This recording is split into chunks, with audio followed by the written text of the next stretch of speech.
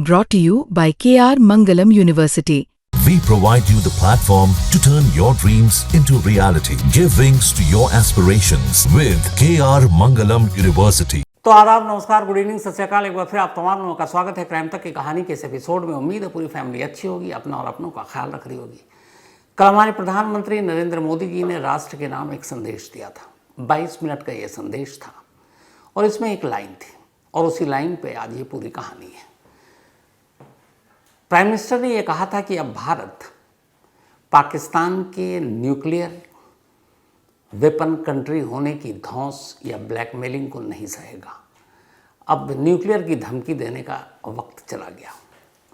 अब कहने को तो ये एक लाइन कि अब पाकिस्तान न्यूक्लियर की कि हमारे पास न्यूक्लियर बम हो, उसको लेकर हमें ब्लैकमेल करिए, हम बर्दाश्त नहीं करेंगे।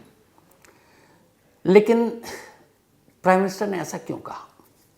दुनिया जानती है कि दो देश जिनके बीच रिश्ते खराब हों और दोनों अगर न्यूक्लियर पावर हों, दोनों के पास परमाणु बम हो, तो फिर उस जंग की सूरत में कुछ भी हो सकता है। लेकिन पीएम का ऐसा कहना क्यों था, ये आज आपको समझाता हूँ और बताता हूँ, और यही पूरी कहानी है। इस कहानी की शुरुआत दो तस्वीर से करते हैं। ये पहली तस्वीर है। ये तस्वीर जो आप देख रहे हैं, ये अमेरिकी ऊर्जा विभाग के परमाणु आपातकालीन सहायता का एक प्लेन है। इस प्लेन का नाम है B350 AMS। AMS का मतलब होता है एरियल मैप सर्वे। अब इस प्लेन में क्या खास है और ये प्लेन से मैं कहानी क्यों शुरू कर रहा हूँ? तो जैसा कि नाम से ही जाहिर है, ये अमेरिकी न्यूक्लियर डिपार्टमेंट के न्यूक्लियर इमरजेंसी असिस्टेंस का प्लेन है। अगर कोई न्यूक्लियर इमरजेंसी आ जाए तो उसमें इस प्लेन की ज़रूरत पड़ती है। क्यों पड़ती है और इस प्लेन में क्या खासियत है? तो आपको पता है, पूरी दुनिया में जो फ्लाइट उड़ती है आसमान में, फ्लाइट रडार 24 एक साइट है जिस पे आप आम लोग भी देख सकते हैं पूरी हलचल कौन सी इस वक्त आसमान में कितने प्लेन उड़ रहे हैं, अभी भी आप पता कर सकते हैं। भारत की वायु सीमा में कितने हैं, पाकिस्तान के कितने हैं, पूरी दुनिया के। इत्तेफाक से 10 मई, जी हाँ 10 मई, जिस दिन भारत और पाकिस्तान के बीच सीज फायर हुआ, उस दिन फ्लाइट रडार 24 ने इस प्लेन को कैप्चर किया। और ये प्लेन पता है कहाँ उड़ा था? पाकिस्तान के एयर स्पेस में, यानी पाकिस्तान के आसमान पर, और ये चक्कर काट रहा था। अब एक प्लेन चक्कर काटे तो इसमें हैरानी की क्या बात है, लेकिन यहाँ ध्यान दीजिए कि ये प्लेन कोई मामूली प्लेन नहीं है। ये प्लेन ही वो प्लेन है जो जब कहीं जो न्यूक्लियर, जिनके पास पावर है, न्यूक्लियर बॉम्ब है, न्यूक्लियर वेपन है, अगर वहाँ कोई हादसा हो जाए, अगर वहाँ कोई बॉम्ब गिरे, अगर वहाँ कोई उस जहाँ पे उसको रखा गया न्यूक्लियर वेपन को, उसमें कोई हलचल हो, उसको नुकसान पहुँचे, तो सबसे पहला खतरा होता है रेडिएशन फैलने का। आप जानते हैं रेडिएशन कितना खतरनाक है। बरसों हिरोशिमा में आज भी इसका असर है। तो ऐसी सूरत में ये जो प्लेन है यूएस का B350, ये आसमान में उड़कर ये पता करता है कि एक्चुअल में रेडिएशन का कितना खतरा है, रेडिएशन फैल रहा है कि नहीं, और फिर उसी के हिसाब से आगे की कार्रवाई होती है। अब इत्तेफाक की बात है कि 10 मई को ये प्लेन सुबह जिस जगह पर उड़ रहा था वो नूर खान एयरबेस है पाकिस्तान का, उस एयरबेस के इर्द गिर्द उड़ रहा था। अब एक प्लेन जो इमरजेंसी न्यूक्लियर असिस्टेंस के काम में आता है, जो रेडिएशन का पता करता है, उसका इस पाकिस्तान के नूर एयरबेस के ऊपर उड़ना क्या मतलब है? तो इसका सीधा सा मतलब ये था कि शायद नूर एयरबेस के पास पाकिस्तान के परमाणु ठिकानों पर हमला हुआ और परमाणु बम या उसके हथियार को नुकसान पहुंचा और उससे रेडिएशन फैला, और उस रेडिएशन के फैलने के खतरे का अंदाज़ा लगाने के लिए ये जो प्लेन काम में आता है, जो यूएस का है, B350 AMS एरियल मैप सर्वे। बाढ़ में आपने देखा होगा, अलग अलग ऐसी चीज़ों में, इमरजेंसी में नेता लोग घूमते हैं और देखते हैं बाढ़ कहाँ है, सूखा कहाँ है, प्लेन में बैठकर। उसी तरीके से आप ये समझिए कि ये ख़ास प्लेन है जो एरियल सिर्फ मैप सर्वे करता है कि रेडिएशन कहाँ तक है। बाकायदा इसमें सारे सिस्टम लगे होते हैं। तो 10 मई की सुबह यूएस का ये प्लेन नूर एयरबेस के ऊपर मंडरा रहा है। अब नूर एयरबेस के ऊपर क्यों मंडरा रहा है और नूर एयरबेस की खासियत क्या है, इसको समझने के लिए अब पहले दूसरी तस्वीर आपको दिखाता हूँ। ये दूसरी तस्वीर भी 10 मई की है और ये दूसरी तस्वीर जो आप देख रहे हैं इसमें मिस्र का एक कार्गो प्लेन है। मिस्र का ये कार्गो प्लेन मिस्र से उड़ता है और चुपचाप पाकिस्तान की वायु सीमा में दाखिल होता है। अब आपने देखा होगा, अक्सर आप प्लेन में लोग आप ट्रैवल करते हैं कि एक लंबी दूरी की फ़्लाइट में जब हम चलते हैं तो प्लेन ऐसा नहीं है जैसे पहाड़ी में रास्ता होता है ना, जिगजैग घूमते हैं या छोटे छोटे मोड़ चौराहे सड़क पर मिलते हैं। हाईवे पे आप जाएंगे तो बिल्कुल सीधे सीधे आप जा रहे होते हैं। एयर ट्रैफिक भी ऐसे ही होता है, लंबी दूरी मतलब सीधे सीधे, बहुत कम टर्न होते हैं। लेकिन इस फ्लाइट रेडार 24 का ये जो डेटा आप इसको गौर से देखेंगे तो मिस्र का ये कार्गो प्लेन स्ट्रेट नहीं चल रहा है, ये जिगजैग चल रहा है, सीधे आता फिर यूँ फिर यूँ फिर यूँ फिर यूँ फिर यूँ। अमूमन ऐसे प्लेन नहीं उड़ते हैं। तो सवाल है मिस्र का ये कार्गो प्लेन यूँ क्यों उड़ रहा है जिगजैग तरीके से। तो उसकी वजह थी कि मिस्र के इस प्लेन में बोरॉन नाम का एक केमिकल था और उस केमिकल को लाने के ये इस प्लेन में लाया गया मिस्र से। और लाने के बाद इसका जो बोरॉन केमिकल है इसका इस्तेमाल कब होता है, पहली चीज़ आपको बताया कि उस अमेरिकी प्लेन का इस्तेमाल कब होता है, रेडिएशन पता करने।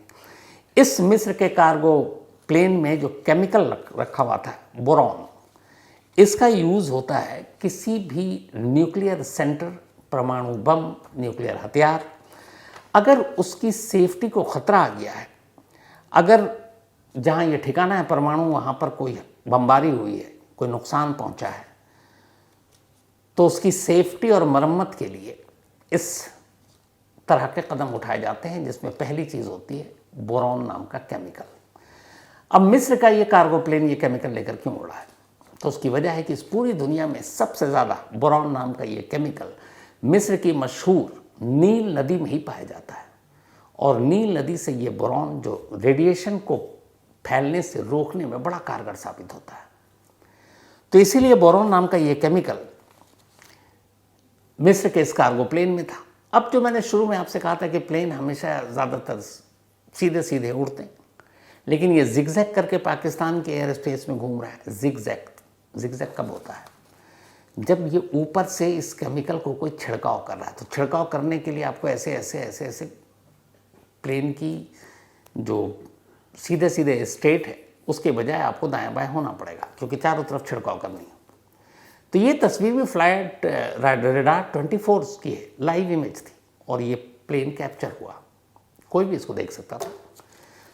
तो इस प्लेन का सीधे ना जाकर जिगजैग तरीके से पाकिस्तान की हवा में घूमने का मतलब यही था कि इस बोरॉन नाम के केमिकल को उस नूर एयरबेस के इर्द गिर्द छिड़काव करना था।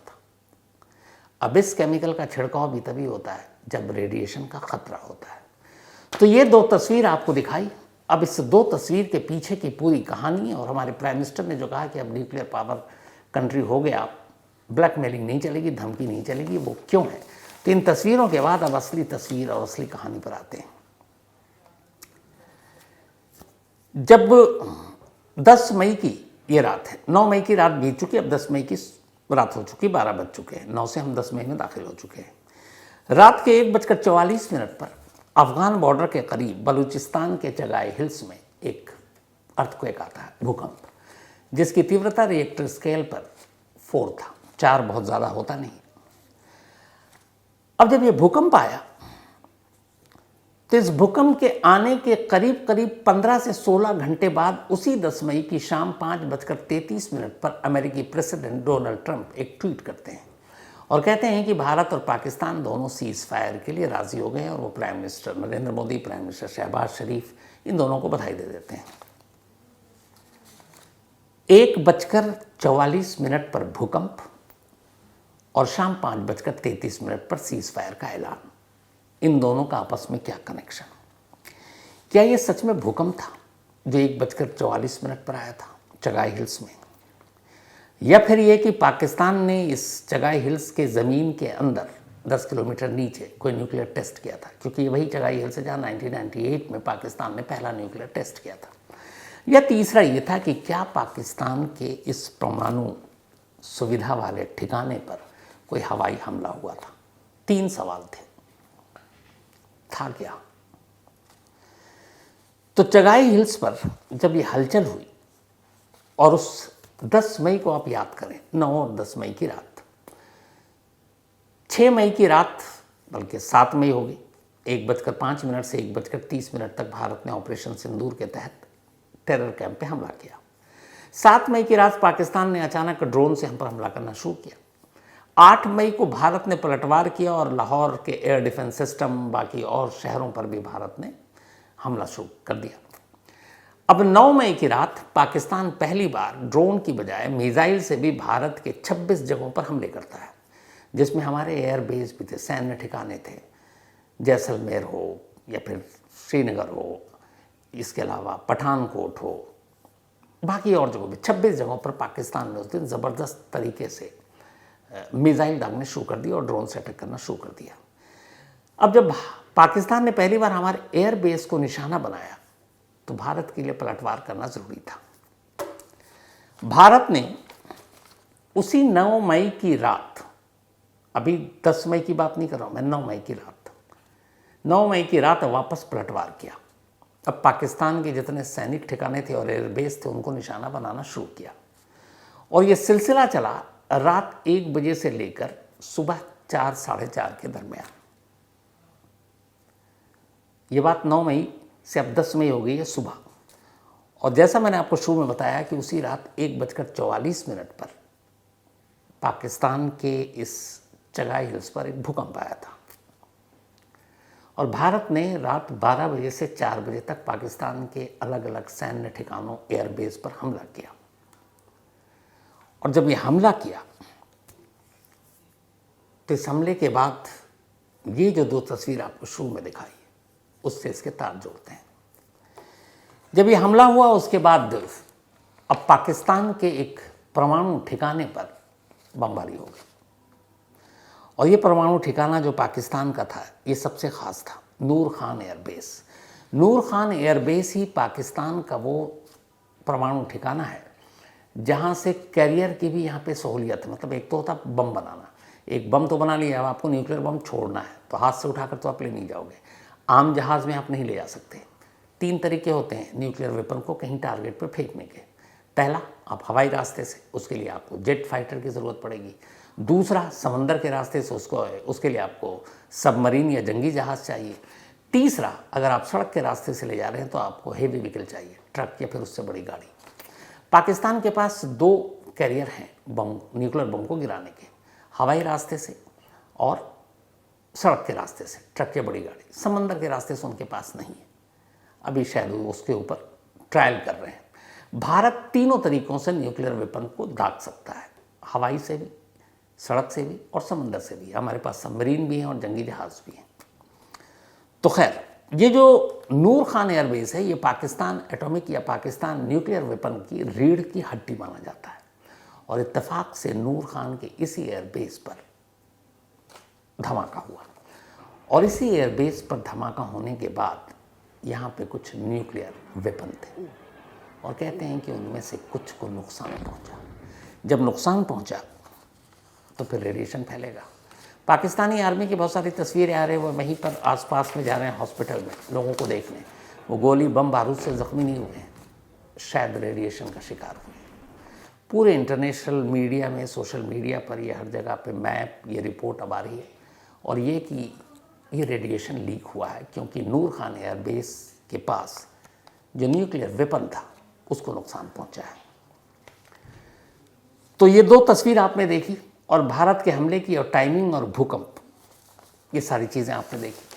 हालांकि हमारा स्टैंड ये है कि हमारे जो एयर मार्शल है कि भारतीय, उनसे ये पूछा गया, ये DGMO है, director general of military operation, उन्होंने कहा कि हमें नहीं मालूम पाकिस्तान के परमाणु ठिकाने कहाँ हैं, हमने सिर्फ एयरबेस को निशाना बनाया था। भारत का स्टैंड यही है कि हमने कोई परमाणु ठिकानों पर हमला नहीं किया और हम ये कह भी नहीं सकते। उसकी वजह है कि जो परमाणु संपन्न देश होते हैं वो इस तरह की चीज़ नहीं कर सकते, इसको लेकर फिर बहुत सारी बंदिशें, बहुत सारे बैन, बहुत सारी चीज़ें हो जाती हैं। अब जो ये एयरबेस को निशाना बनाया गया और जिसमें नूर खान एयरबेस टारगेट पर आया, जिसमें ये न्यूक्लियर उनके हथियार के तबाह होने की बात आ रही है। ये बना कैसे? क्योंकि कोई भी कंट्री जो न्यूक्लियर वेपन रखता है उसकी सेफ्टी सिक्योरिटी के बड़े सारे कदम उठाए जाते हैं। तो इसके लिए भारत ने इस्तेमाल किया, जो एयरबेस के इस्तेमाल किया, मैं न्यूक्लियर ठिकाने की बात नहीं कर रहा हूँ, ब्रह्मोस मिसाइल का। ब्रह्मोस मिसाइल वो है जो आवाज़ से 3 गुना ज़्यादा जिसकी रफ्तार होती है। ये किसी रेडार में पकड़ में नहीं आता और जब तक ये अपना काम न कर ले तब तक कोई भनक भी नहीं लगा पाता कि कौन सी मिसाइल है। तो कहते हैं कि इसी ब्रह्मोस मिसाइल का इस्तेमाल पाकिस्तान के तमाम आर्मी बेस और सैन्य ठिकानों पर हमले के लिए ब्रह्मोस मिसाइल से ही उनको नेस्तो नाबूद किया गया। अब ये तो ब्रह्मोस मिसाइल से हो गया।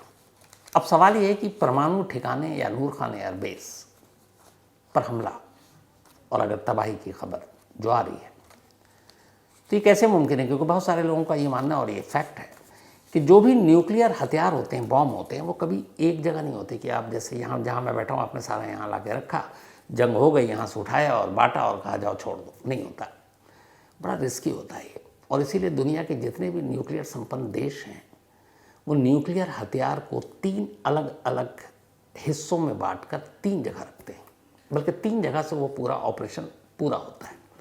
जो पहला होता है उसका नाम है फिजन।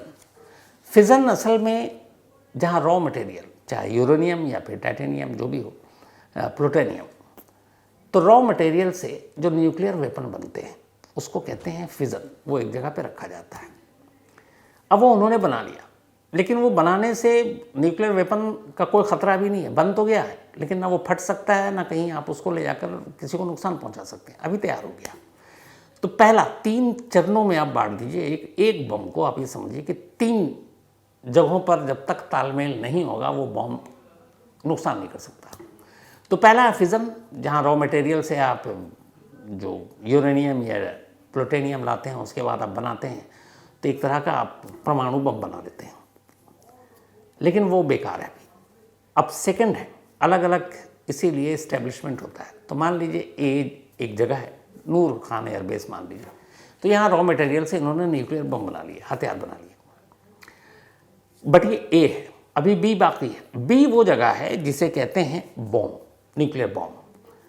वो एक ऐसी जगह होती है इस्टेब्लिशमेंट जहाँ ए यानी कि जो फिजन तैयार हुआ रॉ मटेरियल से, अब उसको उस दूसरी जगह लाते हैं और वहाँ उसको एक ख़ास, कई फिल्मों में भी देखा होगा, उस रॉ बॉम्ब को रखते हैं और उसको फिर डिटोनेट करते हैं, मतलब जोड़ते हैं कि अब बम तैयार है।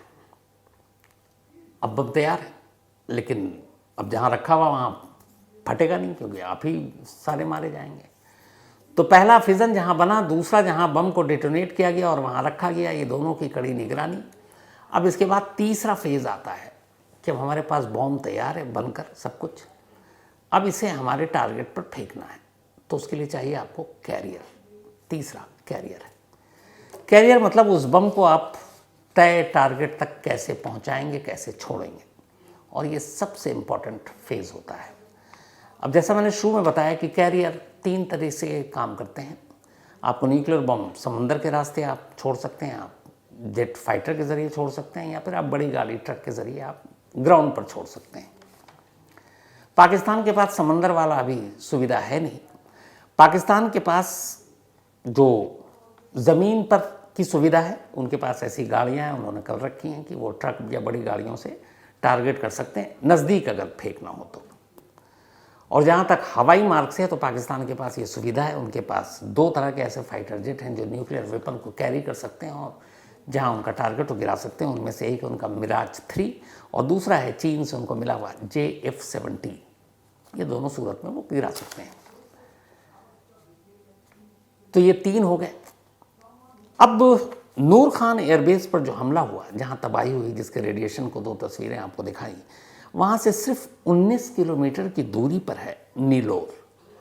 ये एक जगह है नीलोर, और ये पाकिस्तान के न्यूक्लियर प्रोग्राम और न्यूक्लियर इस्टेब्लिशमेंट का सबसे अहम ठिकाना है नीलोर। जहाँ ये एयरबेस तबाह हुआ, जो नूर खान एयरबेस, वहाँ से सिर्फ 19 किलोमीटर दूर।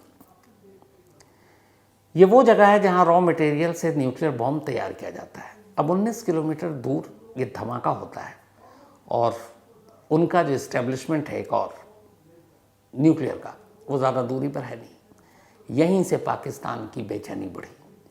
ये रात अगर टाइमिंग जोड़ लें, उस भूकंप को फर्जी माने, तो रात 1:00 पर भूकंप आया था। भारत ने रात को सुबह 4 साढ़े 4 तक पूरा ऑपरेशन कंप्लीट कर लिया था ब्रह्मोस मिसाइल के बाद। सुबह 8:30 बजे पाकिस्तान के प्राइम मिनिस्टर की एक मीटिंग होती है और ये इमरजेंसी मीटिंग बुलाई शहबाज शरीफ ने। ये थी न्यूक्लियर कमांड अथॉरिटी की मीटिंग। इस कमेटी की मीटिंग का मकसद ये था कि जो नूर खान एयरबेस है या नीलोर है, वहाँ कितना नुकसान हुआ है। जब पता चला कि नुकसान हुआ है और ये भी डर है कि रेडिएशन फैल सकता है, तो फिर पाकिस्तान घबराया। उसे लगा कि अगर ब्रह्मोस मिसाइल यहाँ तक पहुँच सकती है तो फिर हमारे कोई भी न्यूक्लियर के जो ठिकाने हैं वो तो सेफ हैं नहीं। और उन्हें ये मैसेज मिल गया था और यहीं से बात शुरू हुई कि अब आप न्यूक्लियर के नाम पे धमकी मत दो जहाँ तुम्हारे न्यूक्लियर हैं। क्योंकि आपको 3 चीज़ें हैं जो मैंने कहा, फिज़न मतलब की, एक तरह से उसको चाबी भी कहते हैं, जहाँ से रॉ मटेरियल बनता है, फिर बॉम्ब, फिर कैरियर। तो कैरियर तक पहुँचने में अगर सिर्फ इंडिया कैरियर ही तबाह कर दे उनके, ये जो बम को ढोने वाला, तो वो बॉम्ब को उठाएंगे, ले कैसे जाएंगे। तो इसीलिए पाकिस्तान घबराया। इसके बाद सुबह 8:30 बजे मीटिंग हुई। फिर पाकिस्तान ने अमेरिका से कहा कि वो तो हमारे न्यूक्लियर ठिकाने तक आ गए हैं, अब आप जंग रुकवा दीजिए, किसी तरीके से सीज फायर करा दीजिए। अमेरिका ने नई दिल्ली में बात की, जहाँ से कहा गया कि नहीं, हमारी तो शर्त ये है। फिर अमेरिका ने पाकिस्तान बात की और कहा कि ठीक है, आप एक काम करो, आपके अपने DGMO, director general of military operation, वो पहल करेंगे, वो भारत के DGMO को फ़ोन करेंगे कि हम सीज फायर चाहते हैं, इंडिया नहीं करेगा। इसके बाद जब DGMO पाकिस्तान सरकार तैयार हो गई, आर्मी तैयार हो गई, तब फिर अमेरिका ने भारत में बात की, NSA से, फॉरेन मिनिस्टर से, डोनाल्ड ट्रंप से नहीं।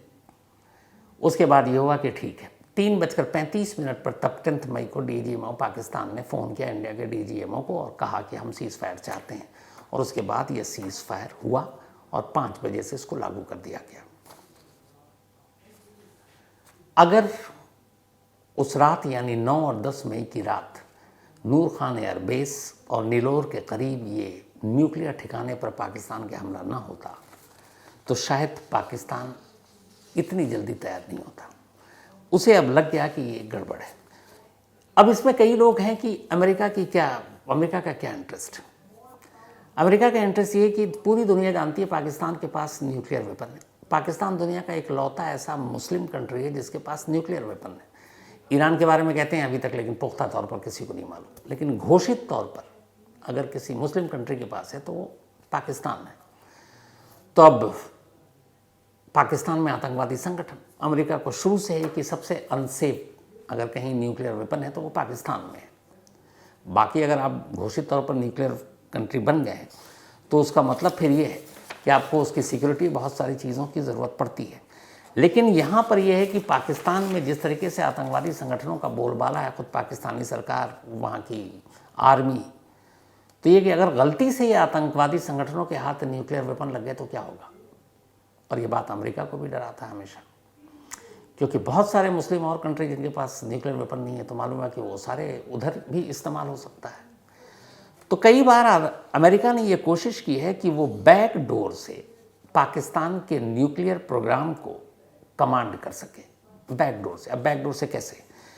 तो बैक डोर से ऐसे कि वो किसी चिप या कोड के ज़रिए पाकिस्तान के न्यूक्लियर सिस्टम में सेंध लगाए और सेंध लगाकर एक तरह से कंट्रोल कर ले। अगर कभी इस तरह के हालात, जैसे 10 मई को ये हो सकता था कि पाकिस्तान न्यूक्लियर बॉम्ब छोड़ देता, तो अगर अमेरिका चिप या फिर उसके सिस्टम में कोड लगाकर उसको हैक कर ले या उस पर कंट्रोल कर ले, तो उससे फिर वो, अगर पाकिस्तान ये न्यूक्लियर वेपन छोड़ भी देता तो उसको डीएक्टिवेट कर सकता है। लेकिन अमेरिका की तमाम कोशिश के बावजूद वो कभी बैकडोर से इस पर कंट्रोल कर नहीं सका। और यही वजह कि डर हमेशा सताता रहता है कि कहीं हम पाकिस्तान का न्यूक्लियर वेपन गलत हाथों में न चला जाए। और जो वहाँ की सुरक्षा है वो माशाअल्लाह है, सबको पता है। अब वही अमेरिका के या फिर रूस के या चीन के, ये सब बड़े सेफ तरीके से इनके न्यूक्लियर वेपन हैं। हमारे इंडिया के बेहद सेफ तरीके से रखे गए। उसकी वजह ये है कि हमारे यहाँ जो है एक न्यूक्लियर कमांड अथॉरिटी है देश में। हमारे पास जो इस वक्त 170 न्यूक्लियर वेपन है हमारे पास, पाकिस्तान के पास भी अब 170 ही है। 2022 के बाद उन्होंने तेज़ी से बनाए। तो हमारी पूरी न्यूक्लियर की सेफ्टी एंड सिक्योरिटी का जिम्मा जो है वो न्यूक्लियर कमांड अथॉरिटी के पास है। इस अथॉरिटी का जो हेड होता है वो देश का प्राइम मिनिस्टर होता है, जो भी प्राइम मिनिस्टर होगा, जैसे इस वक्त नरेंद्र मोदी जी हैं तो वो इसके प्रमुख होंगे। तीनों सेना के जो अध्यक्ष हैं वो इसके सलाहकार होंगे। तो अध्यक्ष और सलाहकार जब तक ये एक साथ नहीं होंगे, एक मत नहीं होंगे, कोई भी न्यूक्लियर वेपन यूज़ हम कर ही नहीं सकते। और अगर ये सब भी एक साथ हो जाए, मान लीजिए प्राइम मिनिस्टर, तीनों सेना के अध्यक्ष भी एक साथ हो जाएं, तो भी हम पहले न्यूक्लियर वेपन का यूज़ नहीं कर सकते, इसलिए कि हमारी शर्तें हैं, हमने समझौता कर रखा है और हमने ये कह रखा है कि नो फर्स्ट यूज़ पॉलिसी पे हमारी दस्तखत है कि हम पहले यूज़ नहीं करेंगे। पाकिस्तान ने इस पॉलिसी पे आज तक दस्तखत नहीं किया, उसने कभी नहीं कहा कि मैं पहले यूज़ नहीं करूँगा, इसलिए ज़्यादा खतरा रहता है। लेकिन भारत एक जिम्मेदार देश होने के नाते इस पॉलिसी पे साइन कर चुका है कि नो फर्स्ट यूज़ पॉलिसी, यानी कि अगर चाहे कैसे भी हालात हो, हम पहले न्यूक्लियर बम नहीं छोड़ेंगे। तो चारों के होने के बावजूद जब तक दुश्मन नहीं करेगा, हम पहले नहीं करेंगे। तो इसलिए भारत का nuclear programme, nuclear war, nuclear हथियार, ये सेफेस्ट हैंड में है। और इसके उलट बनिस्बत पाकिस्तान, अल्लाह जाने, किसी भी दिन टेररिस्ट ग्रुप के हाथ में लग जाए, क्या पता पाकिस्तानी आर्मी सौंप दे जब उसे लगे कि हम सब हार रहे हैं। तो ये जो अब वापस आते हैं शुरुआत में, जो कि हमारे प्राइम मिनिस्टर ने ये खुलकर कहा कि अब भारत पाकिस्तान की न्यूक्लियर धमकी और ब्लैकमेलिंग से नहीं डरेगा, उसकी वजह ये थी कि पाकिस्तान को उस 9 और 10 मई की रात ये एहसास हो गया नूर खान एयरबेस और नीलोर में हुए हमले में कि पाकिस्तान के न्यूक्लियर वेपन कभी भी भारत उनको टारगेट कर सकता है। और बस इसी चीज़ ने पाकिस्तान को झुका दिया और इसी चीज़ ने उसे डराया और इसी चीज़ ने उसे सीज फायर के लिए मजबूर किया। तो ये थी आज की कहानी। अब आपसे मुलाकात होगी कल रात 9 बजे किसी नई कहानी के साथ। तब तक अपना और अपनों का ख्याल रखिएगा। Thank you very much.